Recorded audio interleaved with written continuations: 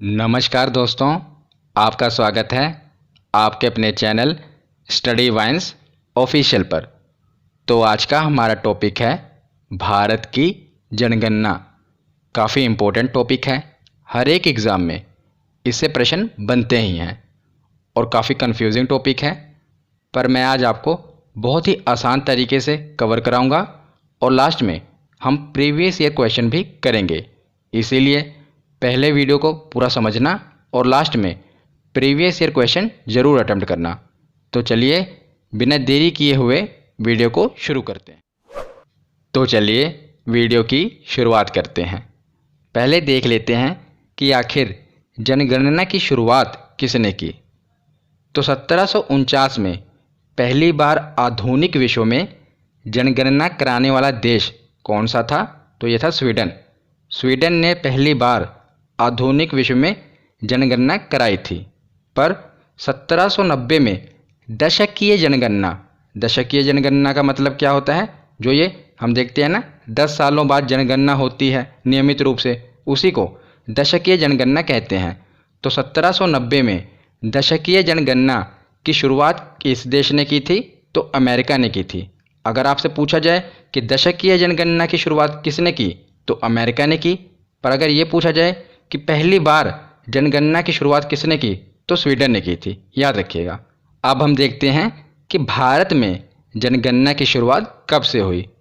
तो 1872 में भारत में जनगणना की शुरुआत किसके कार्यकाल में हुई थी, ये पूछा जाता है। तो याद रखिएगा, लॉर्ड मेयो के कार्यकाल में। किसके कार्यकाल में? Lord Mayo. पर याद रखिए, जब 1872 में भारत में जनगणना की शुरुआत हुई तो ये नियमित रूप से नहीं हुई और पूरे भारत को भी इसने कवर नहीं किया। पर 1881 में भारत में नियमित जनगणना की शुरुआत हुई। जो दशकीय जनगणना है ये 1881 से स्टार्ट हुई और यह किसके कार्यकाल में हुई? तो लॉर्ड रिपन के कार्यकाल में। जब पूछा जाए कि भारत में जनगणना की शुरुआत किसके कार्यकाल में हुई, तो लॉर्ड मेयो। और ये पूछा जाए कि जो नियमित जनगणना है ये किसके कार्यकाल में शुरू हुई, तो लॉर्ड रिपन। दोनों ही याद रखिएगा। उसके बाद देखते हैं कि स्वतंत्र भारत की पहली जनगणना 1951 में हुई थी। हमारा भारत 1947 में आज़ाद हुआ था और उसके 4 साल बाद 1951 में पहली जनगणना हुई थी, मतलब कि स्वतंत्र भारत की। और उस समय जो जनगणना आयुक्त थे, इनका नाम था आर ए गोपाल स्वामी। स्वतंत्र भारत की पहली जनगणना थी, इसीलिए जो इसके आयुक्त हैं, जनगणना आयुक्त, उनका नाम याद होना चाहिए। कौन थे? R A Gopal Swami. और जो जनगणना संगठन है ये केंद्रीय गृह मंत्रालय के अधीन कार्यरत है। होम मिनिस्ट्री के अंतर्गत ये आता है, जिसके उच्चतम अधिकारी जनगणना आयुक्त होते हैं। अभी हमने पढ़े उच्चतम अधिकारी कौन होते हैं? जनगणना आयुक्त। और जो पहली जनगणना थी स्वतंत्र भारत की, उसके जनगणना आयुक्त थे गोपाल स्वामी। अब हम आते हैं 2011 की जनगणना पर। तो जो 2011 की जनगणना हुई थी ये भारत की 15वीं जनगणना थी, याद रखिएगा, 15वीं जनगणना। पर बात करें स्वतंत्र भारत की, तो स्वतंत्र भारत की ये 7वीं जनगणना थी। वैसे ऑल ओवर देखा जाए तो 15वीं जनगणना थी, पर अगर स्वतंत्र भारत की बात की जाए तो 7वीं जनगणना थी। दोनों ही याद रखिएगा। अब जो 2021 में जनगणना होने वाली थी पर कोरोना के कारण डिले हो गया, वो कौन सी जनगणना होगी? तो वो 16वीं जनगणना होगी और स्वतंत्र भारत की 8वीं जनगणना होगी, ये भी याद रखिएगा। अब हम आगे देखते हैं कि 2011 के जनगणना का शुभंकर क्या था, पूछ लिया जाता है एग्जाम में। तो प्रगणक शिक्षिका, जो आप ये इमेज में देख रहे हैं यही है प्रगणक शिक्षिका, जो कि 2011 की जनगणना का शुभंकर था। और बात करें आदर्श वाक्य यानी कि थीम कौन सा था, तो हमारी जनगणना हमारा भविष्य, ये 2011 की जनगणना का आदर्श वाक्य था। और 2011 की जो जनगणना हुई थी उस समय जनगणना आयुक्त कौन थे? तो डॉक्टर सी चंद्रमौली थे, याद रखिएगा। ये पूछ लिया जाता है और बहुत ही इम्पोर्टेंट है कि 2011 की जनगणना के जनगणना आयुक्त कौन थे? तो डॉक्टर सी चंद्रमौली, ये जनगणना आयुक्त थे। और 2011 की जो जनगणना हुई थी उसमें कुल 29 प्रश्न पूछे गए थे। तो आगे देख लेते हैं 2021 की जनगणना के कुछ महत्वपूर्ण तथ्य। अभी 2021 की जनगणना हुई नहीं है, फिर भी कुछ इसके तथ्य हैं जो एग्ज़ाम में पूछे जा सकते हैं। तो 2021 की जो जनगणना होगी ये 16वीं जनगणना होगी। 2011 की 15वीं थी तो ये 16वीं होगी। और बात करें स्वतंत्र भारत की तो ये 8वीं जनगणना होगी। तो इसका जनगणना आयुक्त कौन है? तो श्री विवेक जोशी, याद रखिएगा। जो 2011 की थी उसमें डॉक्टर सी चंद्रमौली थे, 2021 में श्री विवेक जोशी हैं, याद रखिएगा। ये जनगणना आयुक्त हैं। और बात करें आदर्श वाक्य की तो 2021 की जो जनगणना होगी इसका आदर्श वाक्य है, थीम है जन भागीदारी से जन कल्याण, याद रखिएगा। बहुत ही इंपॉर्टेंट है, पूछा जा सकता है कि 2021 की जनगणना का आदर्श वाक्य क्या है? जन भागीदारी से जन कल्याण। और 2021 की जो जनगणना होगी इसमें कुल 31 प्रश्न पूछे जाएंगे। पिछली जनगणना में 29 प्रश्न पूछे गए थे, इसमें 31 प्रश्न पूछे जाएंगे। और जो 2021 की जनगणना होगी ये भारत में पहली बार डिजिटल जनगणना होगी, याद रखिएगा। इसलिए महत्वपूर्ण है कि ये पहली बार डिजिटल जनगणना होगी। तो ये कुछ तथ्य थे, आपको याद रखने हैं।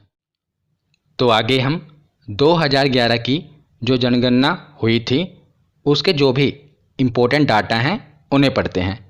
तो आपको ये डाटा रटना नहीं है क्योंकि जनगणना के बहुत से फैक्ट हैं, आप इन्हें रट नहीं पाएंगे। इसीलिए वीडियो को पूरा एंड तक देखिए पूरी कॉन्सेंट्रेशन के साथ, और लास्ट में प्रीवियस ईयर क्वेश्चन ज़रूर अटेम्प्ट करिए। उसके बाद इसकी PDF मैं आपको टेलीग्राम पर प्रोवाइड कर ही दूंगा, वहाँ से आप इसके नोट्स ज़रूर बनाइए। ये नहीं कि PDF प्रोवाइड कर दी उसके आगे आपको कुछ नहीं करना, नहीं, आपको उस PDF से नोट्स ज़रूर बनाने हैं अपने हाथों से। तो आपको ये रिवीजन हो जाएगा, 2-3 बार आप रिवीजन कर लेंगे तो जो ये डाटा हैं आपको खुद ही याद हो जाएंगे। याद नहीं होंगे फिर भी जब आप एग्ज़ाम में बैठेंगे तो आपको क्लिक ज़रूर करेगा कि आपने ये पढ़ा है, क्योंकि आप इसे रट नहीं पाएंगे। 2-3 बार रिवीजन करेंगे तो ये खुद ही याद हो जाएंगे। तो चलिए देखते हैं। 2011 की जनगणना के अनुसार भारत की कुल जनसंख्या 121 करोड़ थी, याद रखिएगा। 2011 की जनगणना के अनुसार कितनी थी? 121 करोड़ के लगभग। पूरा तो आप याद नहीं कर पाएंगे, बस आपको 121 करोड़ याद रखना है, जो कि पूरे विश्व की कुल जनसंख्या का लगभग 17.5% है। तो अगर हम पूरे विश्व की आबादी की बात करें तो पूरे विश्व की जनसंख्या का भारत की जनसंख्या लगभग 17.5% है। और जो ये टोटल जनसंख्या है इसमें पुरुषों की आबादी यानी कि मेल परसेंटेज कितना है? तो 51.47%। और महिलाएं कितनी हैं? तो 48.53%। मतलब कि लगभग 51% पुरुष हैं और 48% महिलाएं हैं। 48.53 है पर आप 48 याद रखिएगा। तो आगे है 1911 से 1921 ईस्वी के दौरान भारत में जनसंख्या की दशकीय वृद्धि ऋणात्मक हो गई। कितनी ऋणात्मक? -0.31%। तो याद रखिए, बहुत ही महत्वपूर्ण है। देखिए, जितनी भी बार भारत की जनगणना हुई कभी भी भारत की जो ग्रोथ रेट है ये नेगेटिव में नहीं गई, हरदम पॉजिटिव में ही रही है। पर भारत की जनगणना के इतिहास में पहली बार हुआ था 1921 की जो रिपोर्ट आई, पिछले 10 सालों की आएगी ना, 1911 से लेकर 1921 में, तो जनगणना 1921 में हुई। तो उसमें ये पता चला कि जो भारत की ग्रोथ रेट है ये नेगेटिव में हुई, दशकीय वृद्धि जो हुई थी ये ऋणात्मक में हुई थी। इसीलिए इसे महान विभाजक वर्ष कहा गया, इंग्लिश में year of the great divide कहा गया। तो बहुत ही महत्वपूर्ण है, याद रखिएगा। ये वर्ष पूछ लिया जाता है कि किसे महान विभाजक वर्ष की संज्ञा दी गई, तो 1921 को याद रखिएगा। तो ये वर्ष पूछ लिया जाता है, तो इसे आप याद कैसे करेंगे? तो आप देखेंगे जो ये फ़र्क पड़ा था, मतलब कि जो ऋणात्मक ग्रोथ हुई थी -0.31%, ये बहुत ज़्यादा नहीं है। तो इसे आप याद कैसे करेंगे? देखिए 1921 मतलब कि जो ये फ़र्क पड़ा था ना, एक ही बार फ़र्क पड़ा हमारे पूरे भारत की जनगणना के इतिहास में कि जब हमारी जो ग्रोथ रेट है ये नेगेटिव में हुई। पर ये 1921 का फ़र्क था। कितने का फ़र्क था? 1921। हम कहते हैं ना कि बहुत थोड़ा सा फ़र्क हो तो उसे क्या कहते हैं? 1921 का फ़र्क है। तो इसी तरह आप याद रख सकते हैं कि एक ही बार फ़र्क पड़ा पर 1921 का फ़र्क पड़ा था, बहुत ज़्यादा फ़र्क नहीं पड़ा था। आगे देखते हैं कि 2011 की जनगणना के अनुसार देश की कुल जनसंख्या में जो शहरी जनसंख्या थी ये लगभग 31.2% और ग्रामीण जनसंख्या 68.8%। याद रखिएगा, शहरी कितनी थी?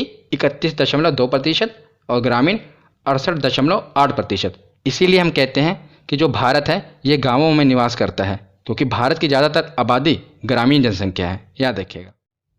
तो अब हम 2011 की जनगणना के सभी जो फैक्ट हैं एक एक करके उन्हें पढ़ना शुरू करते हैं। तो शुरुआत करते हैं जनसंख्या से। पूछ लिया जाता है कि किस राज्य की सबसे ज़्यादा जनसंख्या है, किसकी कम है। तो मैंने एक एक करके सबको कवर किया है। देखिए, इस तरफ है राज्य, ऊपर वाले राज्य हैं, इधर सर्वाधिक जनसंख्या वाले, इधर न्यूनतम जनसंख्या वाले, नीचे हैं केंद्र शासित प्रदेश, सर्वाधिक जनसंख्या और न्यूनतम जनसंख्या, यही पूछा ही जाता है। तो सबसे पहले देखते हैं कि सर्वाधिक जनसंख्या वाला राज्य कौन सा है। तो नंबर 1 पर तो है उत्तर प्रदेश, ये तो आपको पता ही होगा, और नंबर 2 पर है महाराष्ट्र। तो सर्वाधिक जनसंख्या वाला राज्य कौन सा है ये पूछा जाता है, तो याद रखिएगा उत्तर प्रदेश है। सबसे ज़्यादा जनसंख्या 2011 की जनगणना के अनुसार उत्तर प्रदेश में ही है।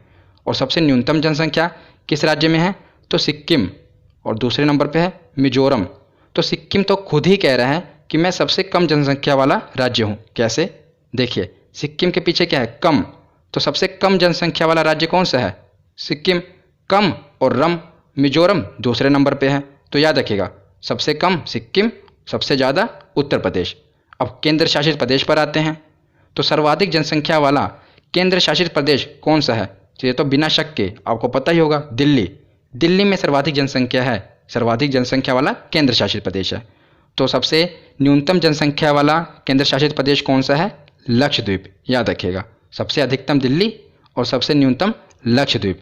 वैसे भी हम टारगेट रखते हैं ना, लक्ष्य रखते हैं कि हमें जनसंख्या कम करनी है, तो लक्षद्वीप में है लक्ष्य। तो इसने भी टारगेट रखा था कि हमें सबसे कम जनसंख्या रखनी है केंद्र शासित प्रदेश में, तो इसने टारगेट अचीव कर लिया लक्षद्वीप ने। आप इसे याद रख सकते हैं एक ट्रिक की तरह। तो आगे देखते हैं जनसंख्या के बाद दशकीय वृद्धि।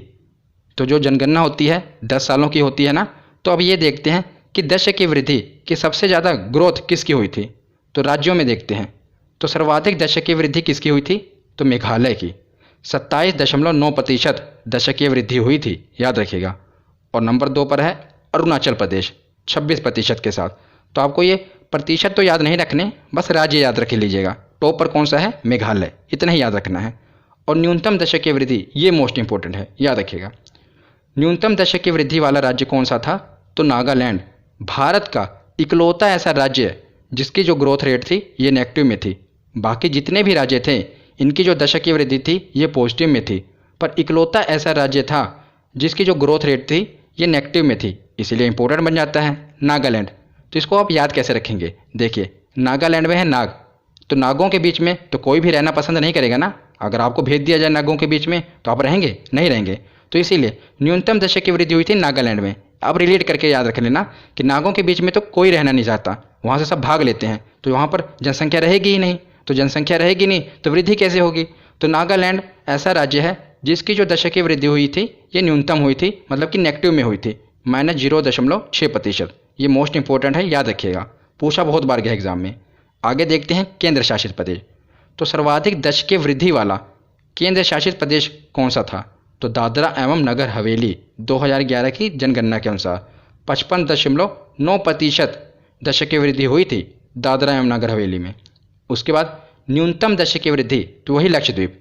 इसने पीछे भी हमने देखा कि सबसे कम जनसंख्या लक्षद्वीप की है और सबसे कम दशकीय वृद्धि भी लक्षद्वीप की है। तो इसने अपना लक्ष्य हासिल कर लिया, आप याद कर लेना ऐसे। तो 6.3% की दशकीय वृद्धि हुई थी इसकी। तो सबसे कम लक्षद्वीप केंद्र शासित प्रदेश में और सबसे ज़्यादा दादरा एवं नगर हवेली, और राज्य में मेघालय और सबसे कम नागालैंड। ये सब आपको याद रखने हैं, टॉप वाले। तो जनसंख्या और दशकीय वृद्धि ये हमने देख लिया। अब हम देखते हैं जनसंख्या घनत्व। तो जनसंख्या घनत्व का तात्पर्य है प्रति वर्ग किलोमीटर में निवासित औसत जनसंख्या से है। तो इसका मतलब क्या है कि 1 किलोमीटर लंबाई 1 किलोमीटर चौड़ाई चारों तरफ से, इसके बीच में जो औसत जनसंख्या रहती है उसी को जनसंख्या घनत्व कहते हैं। तो 2011 की जनगणना के अनुसार भारत का जनसंख्या घनत्व 382 व्यक्ति प्रति वर्ग किलोमीटर है। तो याद रखिएगा, सीधा ही पूछा जाएगा कि 2011 की जनगणना के अनुसार भारत का जनसंख्या घनत्व कितना है, तो 382 व्यक्ति प्रति वर्ग किलोमीटर है। अब हम राज्य देख लेते हैं कि कौन से राज्य में सबसे ज़्यादा जनसंख्या घनत्व है, किसमें कम है। तो सर्वाधिक जनसंख्या घनत्व वाला राज्य कौन सा है? बिहार। यहाँ पर 1106 व्यक्ति प्रति वर्ग किलोमीटर में रहते हैं। पूरे भारत में देखा जाए तो 382 हैं एवरेज, पर बिहार में देखा जाए तो 1106 हैं, याद रखिएगा। और दूसरे नंबर पे है पश्चिम बंगाल। तो सर्वाधिक जनसंख्या घनत्व वाला राज्य है बिहार। अब देखते हैं न्यूनतम जनसंख्या घनत्व वाला राज्य। तो ये बहुत ही महत्वपूर्ण है, बहुत बार पूछा गया है कि बताइए न्यूनतम जनसंख्या घनत्व वाला राज्य कौन सा है? तो अरुणाचल प्रदेश। यहाँ पर सिर्फ 17 व्यक्ति प्रति वर्ग किलोमीटर पर रहते हैं। वही बात हम करें बिहार की तो 1106 थे और यहाँ पर सिर्फ 17। और दूसरे नंबर पे है मिजोरम, जहाँ पर सिर्फ 52 व्यक्ति प्रति वर्ग किलोमीटर पर रहते हैं। आपको याद क्या करना है कि सर्वाधिक जनसंख्या घनत्व वाला राज्य है बिहार और न्यूनतम जनसंख्या घनत्व वाला राज्य है अरुणाचल प्रदेश। अब हम आते हैं केंद्र शासित प्रदेश में। तो सर्वाधिक जनसंख्या घनत्व वाला केंद्र शासित प्रदेश कौन सा है? तो बिना किसी शक के दिल्ली। दिल्ली में ही सबसे ज़्यादा जनसंख्या घनत्व है। कितना है? 11,320, बहुत ज़्यादा है। 11,320 व्यक्ति प्रति वर्ग किलोमीटर। तो ये दिल्ली की जनसंख्या घनत्व है। बात करें न्यूनतम जनसंख्या घनत्व वाला केंद्र शासित प्रदेश, तो यह है अंडमान निकोबार द्वीप समूह। यहाँ पर सिर्फ 46 व्यक्ति प्रति वर्ग किलोमीटर पर रहते हैं। तो एक बार रिवीजन, बिहार राज्य में बिहार, अरुणाचल प्रदेश, दिल्ली और अंडमान निकोबार, ये चारों आपको याद रखने हैं नंबर एक वाले। तो आगे देखते हैं लिंगानुपात यानी कि सेक्स रेशियो। तो प्रति 1000 पुरुषों की तुलना में स्त्रियों की संख्या को लिंगानुपात कहते हैं। तो जब इसका फॉर्मूला क्या है? स्त्रियों की संख्या डिवाइड करते हैं पुरुषों की संख्या के साथ और इसको मल्टीप्लाई कर देते हैं 1000 के साथ। तो फिर हमें पता चल जाता है कि किस राज्य की या किसी देश का सेक्स रेशियो कितना है। तो बात करें भारत की, तो भारत का लिंगानुपात है 943। आपने कई जगह 940 भी पढ़ा होगा, पर याद रखिए 943 ही है। बाद में ये अपडेट हुआ था, तो इसका सही जवाब है 943। 943 सेक्स रेशियो है भारत का। अब हम राज्यों पर आते हैं। तो सर्वाधिक लिंग अनुपात वाला राज्य कौन सा है? तो ये तो आपको पता होगा, केरल नंबर 1 पर है। ये भारत का इकलौता ऐसा राज्य है जहाँ पर पुरुषों की तुलना में महिलाएं ज़्यादा हैं, मतलब कि पुरुषों से ज़्यादा महिलाएं हैं। तो 1084 ये सेक्स रेशियो है केरल का। दूसरे नंबर पर आता है तमिलनाडु, यहाँ पर है 996। आपको केरल याद रखना है और आपको याद भी होगा, बहुत बार आपने न्यूज़ में सुना होगा। और सबसे कम न्यूनतम लिंगानुपात वाला राज्य कौन सा है? हरियाणा। यहाँ पर सिर्फ 879 सेक्स रेशियो है यहाँ का। सबसे ऊपर है केरल और सबसे नीचे है हरियाणा। बात करते हैं केंद्र शासित प्रदेश की। तो सर्वाधिक लिंगानुपात है पुदुचेरी का 1037। तो केंद्र शासित प्रदेश में ये सबसे ऊपर है। देखिए यहाँ पर भी पुरुषों से ज़्यादा महिलाएं हैं। राज्यों में सिर्फ केरल है और केंद्र शासित प्रदेश में पुदुचेरी है।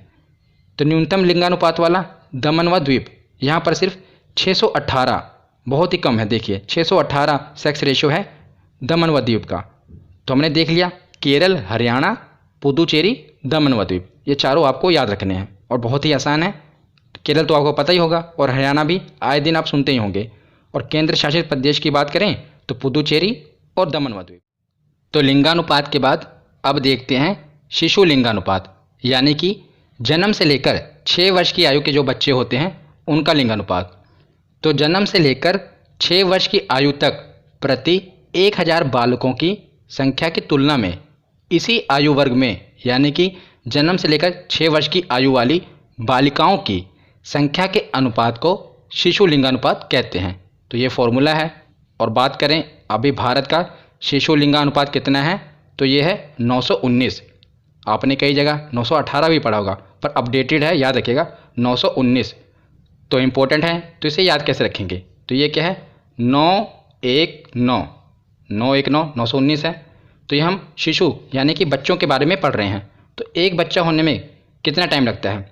तो 9 महीने लगते हैं ना, 9 महीने। तो 919 मतलब कि इसे आप रिलेट कर पाएंगे। देखना कभी भूलेंगे नहीं आप, जब भी आपके आगे आएगा तो आपको ये ट्रिक याद रहेगी। तो उसके बाद हम देखते हैं राज्य। तो सर्वाधिक शिशु लिंगा अनुपात वाला राज्य कौन सा है? तो यह है अरुणाचल प्रदेश। 972 शिशु लिंगानुपात है यहाँ का। दूसरे नंबर पे है मिजोरम। आपको अरुणाचल प्रदेश याद रखना है। और न्यूनतम तो हरियाणा। हमने पीछे पढ़ा कि सेक्स रेशियो भी हरियाणा का ही सबसे कम है और शिशु लिंगानुपात भी हरियाणा का ही सबसे कम है। तो इसे तो आप आसानी से याद रख पाएंगे। और अरुणाचल प्रदेश, हमने पीछे पढ़ा था कि जो जनसंख्या घनत्व है सबसे कम कहाँ का था, अरुणाचल प्रदेश का। पर बात करें शिशु लिंगानुपात के मामले में तो ये आगे निकल गया, अरुणाचल प्रदेश नंबर 1 पर है। तो राज्यों के बाद देखते हैं केंद्र शासित प्रदेश। तो सर्वाधिक शिशु लिंगा अनुपात वाला केंद्र शासित प्रदेश कौन सा है, अंडमान निकोबार द्वीप समूह। यहाँ पर 968 रेशियो है। और न्यूनतम कौन सा है, तो दिल्ली है, याद रखिएगा दिल्ली। यहाँ पर 871 रेशियो है। तो सबसे आगे है अंडमान निकोबार और पीछे है दिल्ली। और बात करें राज्यों में तो जहाँ का जनसंख्या घनत्व सबसे कम है वही इस मामले में आगे निकल गया बच्चों के मामले में, तो अरुणाचल प्रदेश। और सबसे कम तो हरियाणा, जहाँ का सेक्स रेशियो भी सबसे कम है और वहाँ का शिशु लिंगानुपात भी सबसे कम है। तो ये चारों याद रखिएगा। तो आगे हम देखते हैं साक्षरता यानी कि लिटरेसी। तो भारत में किसे पढ़ा लिखा माना जाता है, इसकी एक डेफिनेशन तय की गई है। तो 7 वर्ष और उससे अधिक का जो व्यक्ति किसी भाषा को समझ सकता है, उसे लिख सकता है या पढ़ सकता है, उसे साक्षर कहा जाएगा, पढ़ा लिखा कहा जाएगा। तो इसका फॉर्मूला क्या है, ये फॉर्मूला बहुत महत्वपूर्ण है। क्यों महत्वपूर्ण है मैं आपको बताता हूँ। तो ऊपर क्या आएगा, साक्षरों की संख्या यानी कि जो पढ़े लिखे व्यक्तियों की संख्या, और नीचे यही पूछा जाता है कि कितनी उम्र के व्यक्तियों को लिया जाता है। तो याद रखिएगा 7 वर्ष और उससे अधिक की आयु के व्यक्तियों को ही इसमें जोड़ा जाता है। जन्म से लेकर 6 वर्ष की आयु वाले बच्चों को इंक्लूड नहीं किया जाता क्योंकि वो अभी पढ़ने लिखने लायक नहीं होते, इसीलिए 7 वर्ष और उससे अधिक की आयु वाले व्यक्तियों को ही जोड़ा जाता है, ये पूछा जाता है, इसलिए याद रखिएगा। और बात करें भारत का लिटरेसी रेट कितना है 2011 की जनगणना के अनुसार, तो ये है 74.04%। यह भी राजस्थान के पुलिस के एग्ज़ाम में पूछा गया था और हूबहू यही डाटा आया था 74.04%। तो याद रखिएगा कितना साक्षरता दर है, 74.04%। अब हम आते हैं राज्यों पर। तो सर्वाधिक साक्षरता वाला राज्य कौन सा है, ये तो आपने रटा ही होगा, केरल।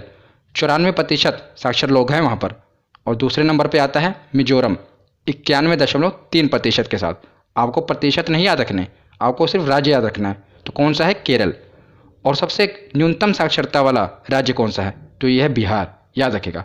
यहाँ पर सबसे ज़्यादा जनसंख्या घनत्व भी है और सबसे कम पढ़ा लिखा राज्य भी बिहार है, मतलब कि न्यूनतम साक्षरता दर है 2011 की जनगणना के अनुसार। उसके बाद हम आते हैं केंद्र शासित प्रदेश पे। तो सर्वाधिक साक्षरता, इस लक्ष्य को भी इसने हासिल कर लिया, लक्षद्वीप ने। हमने पीछे देखा था कि सबसे कम जनसंख्या घनत्व जनसंख्या भी लक्षद्वीप में ही थी। केंद्र शासित प्रदेश की बात कर रहा हूँ, वो भी लक्ष्य इसने हासिल किया। और ये लक्ष्य भी, पढ़े लिखे होने का लक्ष्य भी इसने हासिल कर लिया। 91.8% के साथ ये सर्वाधिक साक्षरता वाला केंद्र शासित प्रदेश है।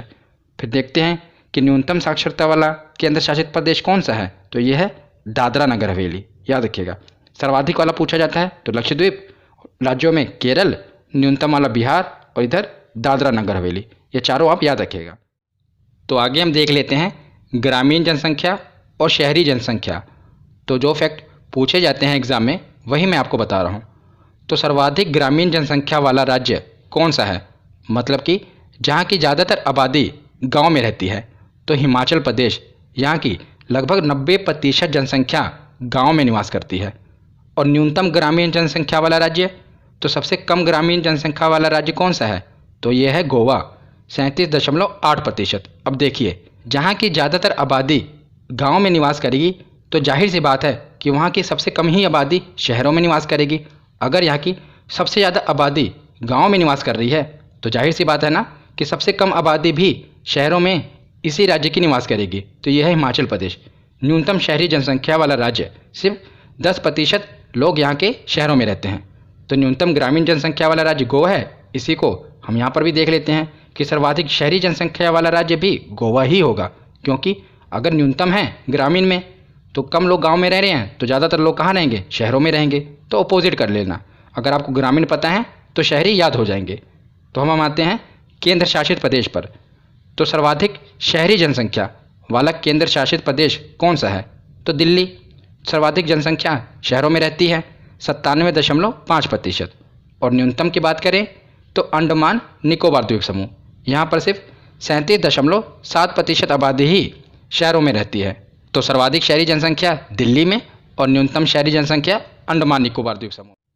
तो आगे अब कुछ ही फैक्ट बचे हैं, इन्हें हम कवर कर लेते हैं, फिर लास्ट में प्रीवियस ईयर क्वेश्चन सोल्व करेंगे। तो 2011 की जनगणना के अनुसार देश में अनुसूचित जाति की कुल संख्या कितनी थी? 20.14 करोड़। और बात करें सबसे ज़्यादा एससी जनसंख्या वाला राज्य या केंद्र शासित प्रदेश कौन सा है? तो वो है उत्तर प्रदेश। याद रखिएगा, सबसे ज़्यादा एससी जनसंख्या कहाँ पर है?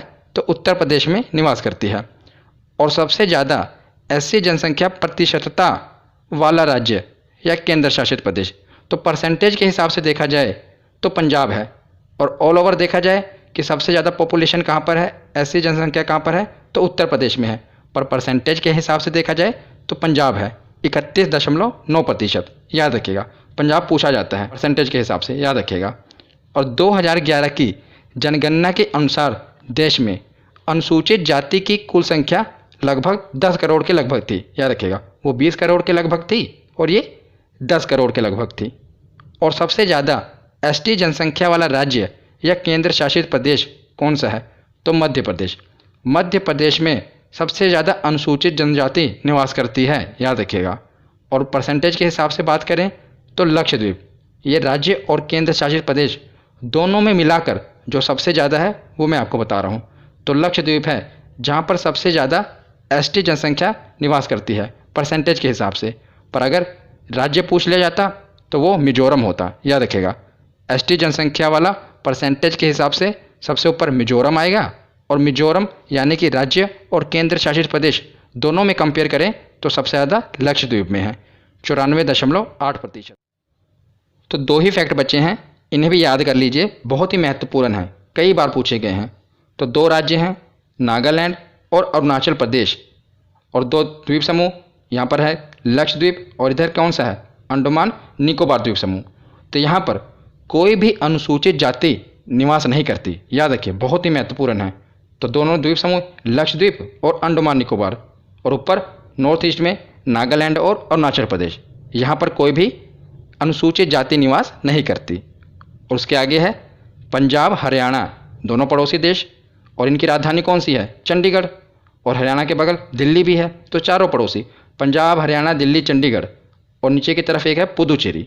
तो यहाँ पर कोई भी अनुसूचित जनजाति निवास नहीं करती। एक बार फिर से देख लीजिए, पंजाब हरियाणा चंडीगढ़ दिल्ली और पुदुचेरी, यहाँ पर कोई भी अनुसूचित जनजाति निवास नहीं करती। और ऊपर हमने पढ़ा था नागालैंड अरुणाचल प्रदेश अंडमान और लक्षद्वीप, यहाँ पर कोई भी अनुसूचित जाति निवास नहीं करती। तो ये हमने थ्योरी सेक्शन कंप्लीट कर लिया। अब हम प्रीवियस ईयर क्वेश्चन देखते हैं। तो पहला प्रश्न है कि भारत में पहली बार जनगणना किसके कार्यकाल में संपन्न हुई थी? तो हमने पढ़ा था किसके कार्यकाल में हुई थी? तो लॉर्ड मेयो के कार्यकाल में। अगला प्रश्न है कि 2011 की जनगणना के अनुसार विश्व की कुल जनसंख्या में भारत की भागीदारी है। तो हमने पढ़ा था कितनी है? तो 17.5%। तो अगला प्रश्न है 2011 की जनगणना स्वतंत्रता के अनुसार किस राज्य की आबादी अधिकतम थी? तो किस राज्य की आबादी अधिकतम थी? हमने पढ़ा उत्तर प्रदेश, यहाँ की आबादी सबसे ज़्यादा थी। तो अगला प्रश्न है निम्नलिखित राज्यों में से वह कौन सा है जहाँ अनुसूचित श्रेणी में कोई जनजाति आबादी नहीं रखी गई है? तो देखते हैं इसका सही जवाब क्या है। ऑप्शन बी पंजाब, हमने पढ़ा था ना, पंजाब हरियाणा इनकी राजधानी चंडीगढ़ और दिल्ली, और नीचे की तरफ से पुदुचेरी, यहाँ पर कोई भी अनुसूचित जनजाति नहीं है। अगला प्रश्न है कि किस राज्य में अनुसूचित जनजाति की जनसंख्या सर्वाधिक है? तो सर्वाधिक जनसंख्या वाला राज्य कौन सा है? तो हमने पढ़ा था मध्य प्रदेश। यहाँ पर इन्होंने परसेंटेज के हिसाब से नहीं पूछा, यहाँ पर इन्होंने जनसंख्या के हिसाब से पूछा है। तो इसका सही जवाब होगा मध्य प्रदेश। अगला प्रश्न है कि भारत में सबसे कम लिंगानुपात यानी कि भारत में सबसे कम सेक्स रेशियो वाला राज्य कौन सा है? तो ये है हरियाणा। अब यहीं पर ज़्यादा पूछा होता तो केरल होता, पर सबसे कम पूछा है तो हरियाणा है। तो अगला प्रश्न है जनगणना कितने वर्ष में एक बार की जाती है? तो एसएससी ने 2015 में कितना आसान प्रश्न पूछ लिया, तो 10 वर्षों में की जाती है। ऑप्शन डी होगा सही। अगला प्रश्न है कि जनसंख्या की दृष्टि से भारत का सबसे बड़ा केंद्र शासित प्रदेश, तो जनसंख्या की दृष्टि से पूछा है तो बिना किसी शक के दिल्ली, ऑप्शन ए, ये सबसे बड़ा केंद्र शासित प्रदेश है जनसंख्या की दृष्टि से। अगला प्रश्न 2011 के जनगणना के अनुसार भारत में निम्नलिखित राज्य में सबसे अधिक जनसंख्या घनत्व वाला राज्य कौन सा है? तो सबसे अधिक जनसंख्या घनत्व वाला राज्य कौन सा है? हमने पढ़ा था, तो ये है बिहार, हमने पढ़ा था। अब यही पूछ लिया जाता कि सबसे कम घनत्व जनसंख्या वाला राज्य कौन सा होता? वो अरुणाचल प्रदेश होता। और सबसे अधिक कौन सा है? तो बिहार है। तो अगला प्रश्न है कि 2011 के जनगणना के अनुसार ग्रामीण जनसंख्या का सबसे अधिक अनुपात किस राज्य में है? तो हमने पढ़ा था हिमाचल प्रदेश। यहाँ की 90% जनसंख्या ग्रामीण है। और यही पूछा था न्यूनतम, मतलब कि सबसे कम जनसंख्या कहाँ की है जो ग्रामीण है, कौन सा राज्य है? तो वह है गोवा। अगला प्रश्न कि भारत के किस राज्य में महिलाओं की संख्या पुरुषों से अधिक है? तो एक ही इकलौता राज्य है केरल। यहाँ पर महिलाओं की संख्या पुरुषों से अधिक है, राज्य पूछा है। यही केंद्र शासित प्रदेश पूछा होता तो वो पुदुचेरी होता। अगला प्रश्न है कि भारत में प्रभावित साक्षरता दर की गणना की जाती है? तो राइट ऑप्शन होगा ऑप्शन डी, 7 वर्ष या 7 वर्ष की उम्र से ऊपर की जनसंख्या से। तो आज की ये वीडियो यहीं पर ख़त्म होती है। कैसी लगी ये वीडियो कमेंट सेक्शन में ज़रूर बताना। धन्यवाद।